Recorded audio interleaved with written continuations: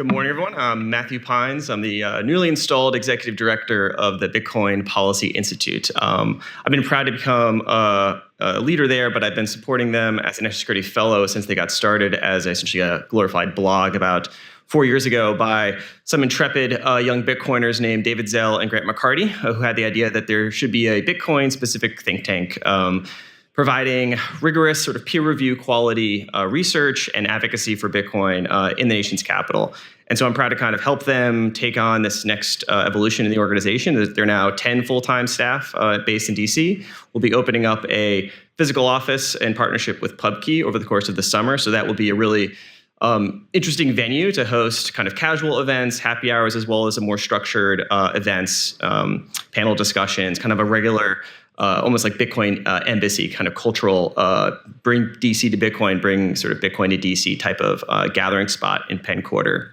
Bitcoin Policy Institute really stands to provide, kind of advocacy on Bitcoin and open monetary networks as they take kind of strategic value in the 21st century. So our main policy focus areas are the intersection of Bitcoin, national security, and geopolitics, which is now, I think, less of a hypothetical question than it was a few years ago, as the president has specifically designated Bitcoin as digital gold and has sent a signal around the world that they intend to hold it as a strategic asset.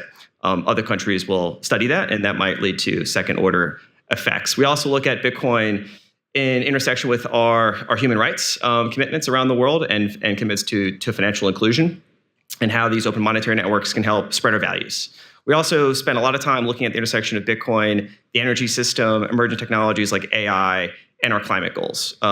Bitcoin mining in particular is a pretty fast developing domestic and global industry. It's going to have a lot of second order effects on how we think about the energy grid and the intersection with AI.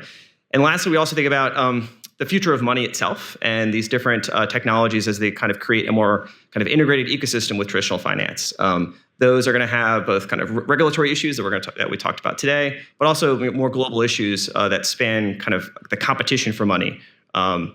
How we think about the legacy system that has been built over the last few decades and kind of the geopolitical competition over monetary networks are now going to have a major impact on what we think about the relationship between the citizen and the state, not just in the US, but around the world.